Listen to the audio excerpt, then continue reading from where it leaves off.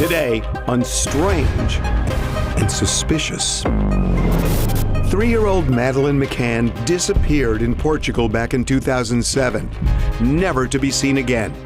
Her parents left her alone while they went out to dinner with friends. So who took Madeleine? Police said the parents may have been in on this. This is an interview with the father and the mother. Did you kill your daughter? You would have to start with why, how, when. That was such weird body language. And the fact that he had to keep explaining and looking away. If you ask me, did I kill my child, my answer will be no. No. The Catholic Church seemed interested in UFOs many hundreds of years ago. And if you don't believe it, check out these paintings. Remember, guys, this is centuries old where nothing flew. These could have been some of the earliest chroniclers of something in the sky that maybe they thought was divine, but in reality, this could be something else. Amazon wants you to pay with your palm. Convenient or sinister? I'm scared about what they could use with that information with my palm. What else can they learn from it? I don't know. It seems ripe for a whole nother level of fraud and identity theft. There's a street in Liverpool where multiple people have reported a bizarre experience of stepping back into the past. Their stories are mind-blowing. I turned and seen the people. They were in like 1950s clothes. Think of space and time as a fabric all around us. If there's a ripple in that fabric, it's possible somebody could have a time skip. So this is the crease in the fabric. Maybe the biggest missing person story in the world has been the disappearance of Madeleine McCann. Words cannot describe the anguish and despair that we are feeling as the parents of our beautiful daughter, Madeleine. This happened back in 2007 in Portugal, where her parents went out to dinner. They were vacationing and left their 3 children in the place they were staying, and they came back. Madeleine's gone, never to be seen again. Please continue to pray for Madeleine. She's lovely. This is clearly murder, right? No. Or abduction. Or abduction. Or abduction. But plausible, I think it's more plausible that unfortunately she's no longer alive.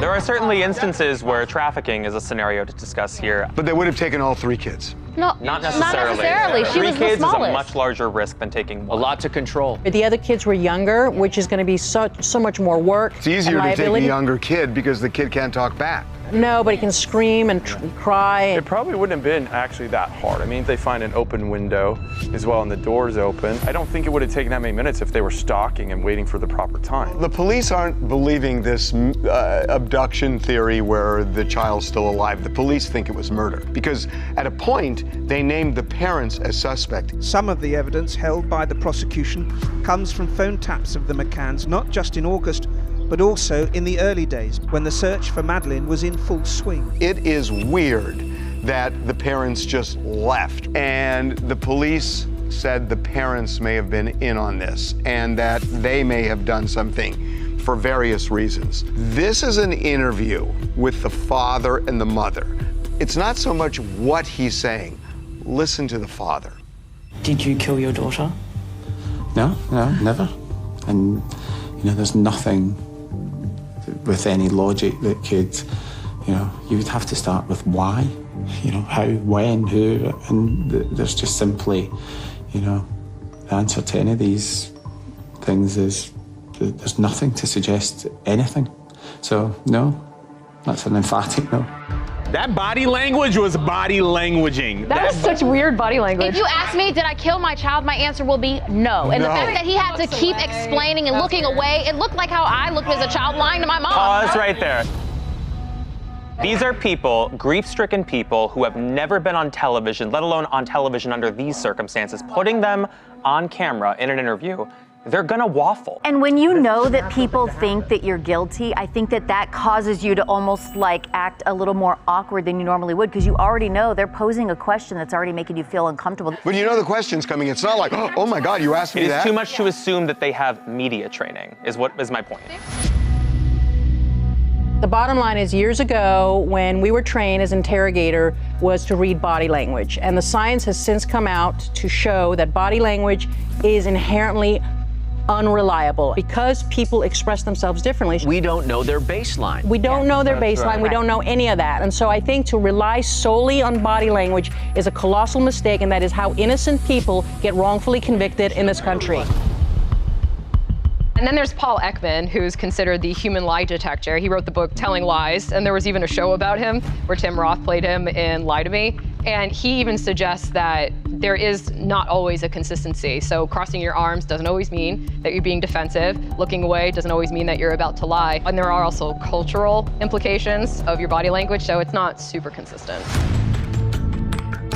There was a theory that this was an accident, that the parents actually maybe somehow gave the kids something so they wouldn't wake up, so they could go off and do their thing. Like a drug. Like a drug, like some Benadryl or something like that. They gave them too much, and that it was an accidental death of some sort. And then they tried covering it up. And then tried to cover it up. But no theory along those lines has been supported through all the investigations that have been done into these people who've lost their daughter. I just don't think it's plausible. Possible, yes. Plausible, no. Where would they put the body so quickly? Like the dad goes in there, oops, we did an accident.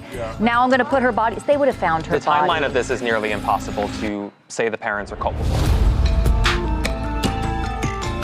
Where are you going to get rid of a body within this resort and have it not be found somewhere? Yeah. And that nobody's seen you walk around to a dumpster, or like, what are you going to do? And there was also a theory that the tapas, they call them the tapas 7, because it was the 7 adult friends that went to this tapas restaurant, right? That was right by the room. So there's a theory floating around that they all knew and they helped to cover it up. But it's like, that is not plausible. I don't think you can get 7 adults to go, oh yeah, we'll help you keep this terrible secret. We should make it clear, the parents were 10 months later eliminated as suspects. In addition to which, I mean, so the police did end up zeroing in on a Christian Bruckner who has a long history of sexual assaults, child assaults, lived nearby, and so on. And so I think that it is far more likely that Bruckner had something to do with this. He was never charged. He was never charged, but they did look at him, and the fact that he wasn't charged doesn't mean that he did or did not do it. It just means they just couldn't get the evidence. And he denied being in the area at that time, but his phone pinged in the area at that time. They're looking at it right now because of the emails, right? He deleted a ton of emails from 2007,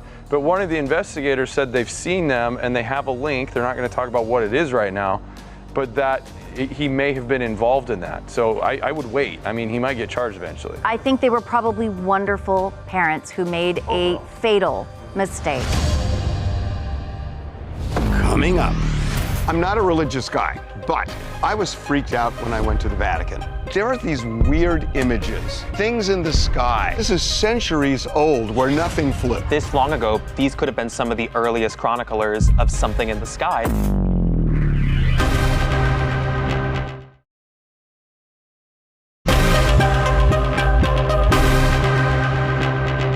I'm not a religious guy, but I was freaked out when I went to the Vatican by the paintings. I know that it's all kind of rooted in the Bible and everything, but there are these weird images, and I'm sorry, but they look otherworldly. So here are some examples of paintings. And things in the sky. Clouds. That's a cloud. Yeah, those look like Okay, but it's a cloud shape with a weird shape, right? It could be a lenticular cloud, which they do actually look a lot like that. That one is interesting. Well, remember, guys, this is centuries old where nothing flew. And that one does not look like a cloud. There's a cloud shooting down a beam inside of a house. That is not a cloud. There's also this Renaissance painter, Domenico G, I'm gonna say, Ghirlandaio. He painted one of the most famous religious UFO paintings, and it's artwork of Mary looking down at 2 infants, and there's like this mysterious object up above, and it looks a little like a saucer, if I'm being real, and I'm very skeptical. It's a bug. It's a bug. It's a plane. Guys, look at that. It looks like lasers coming down. I always wondered if this was like a depiction of, is this confusion for Heaven's Gate sort of opening in sort of like a theoretical idea of what that might look like, or is this actually something in the UFO camp? I was about to say, usually when it's representing heaven, it would be a light circle and then beams.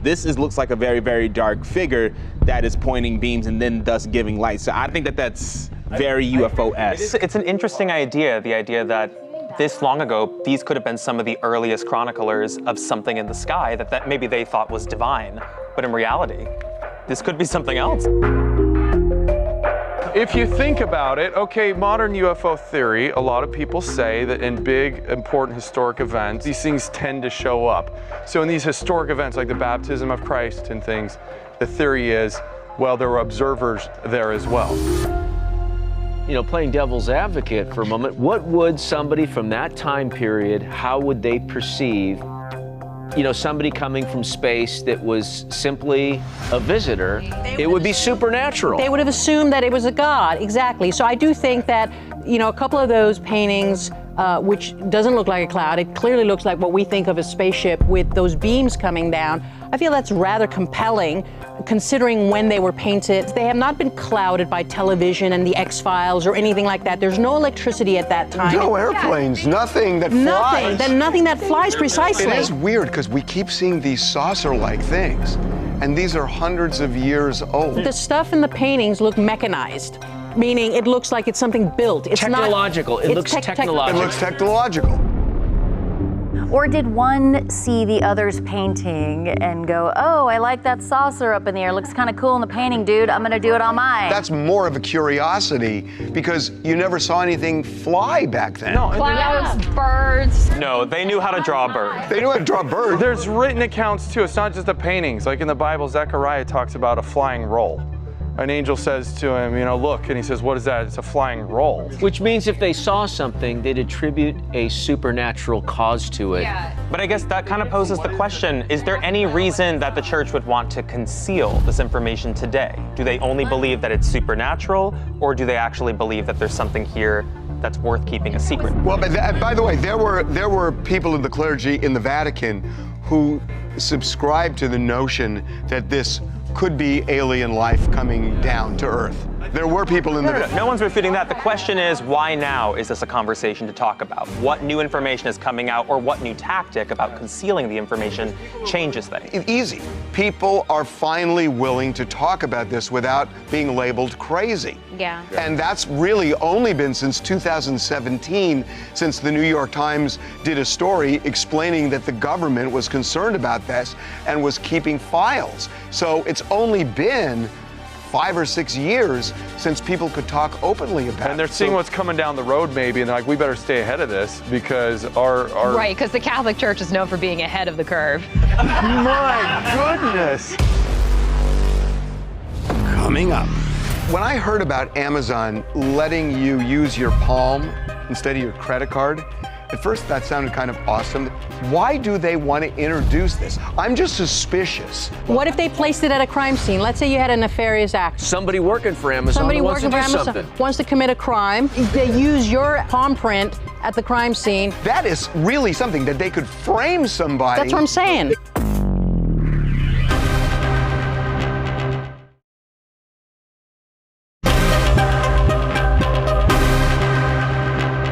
So, when I heard about Amazon letting you use your palm instead of your credit card, at first that sounded kind of awesome that you can walk in without a wallet or whatnot, and then it started to scare me. It's like, this is my body that I'm now giving them. It's not just my plastic, and that makes me uneasy. Feels invasive. For sure. Yeah, I don't Definitely like it. feels invasive. It does feel invasive, but I mean, this is not unfamiliar territory for Amazon. I think in 2023, they actually were in the middle of, I believe, 2 lawsuits where they had to pay off about 30 M's over some data concerns. So this is not unfamiliar territory for Amazon, and I think that this is only the beginning when it comes to the data privacy concerns, especially when it comes to Amazon Palm. Yeah, our hands are the least of our privacy concerns at this point. I originally thought that it's a cool thing too. Like, I'm all for convenience, things getting slightly easier, but like Jesus, at some point, taking a credit card is now becoming an inconvenience. Like now I have to leave that home just to use a Palm because it's slightly easier. So at some point, like, we have to draw the line of convenience. It's like now you can use your phone to pay. So people carry their phones anyway, or you could use an Apple Watch or whatever.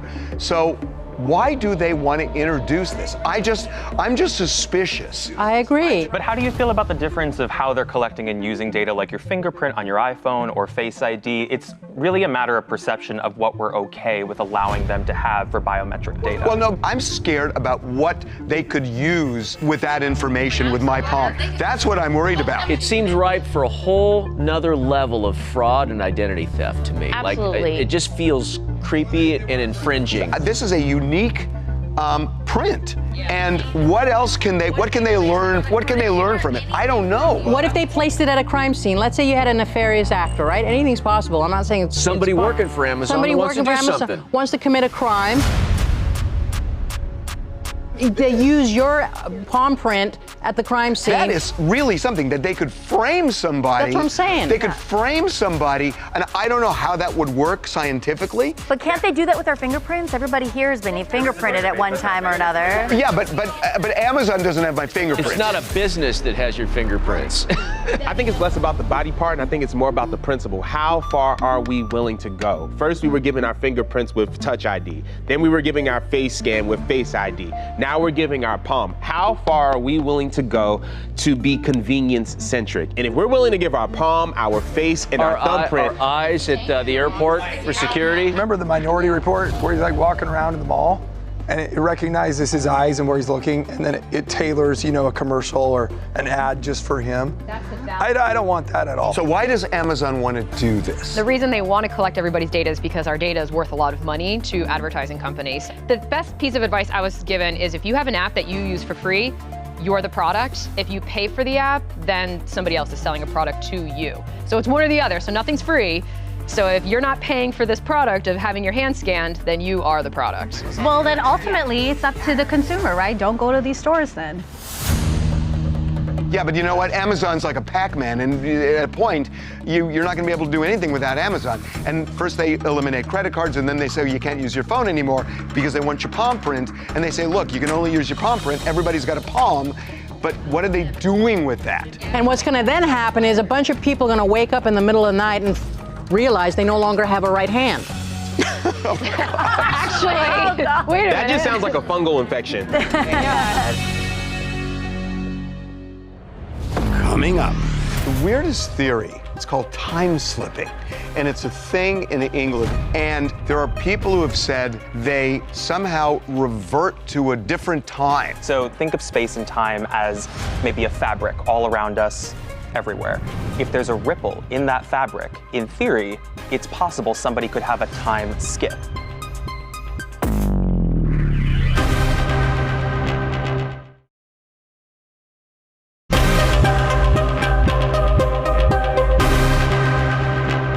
The weirdest theory, it's called time slipping.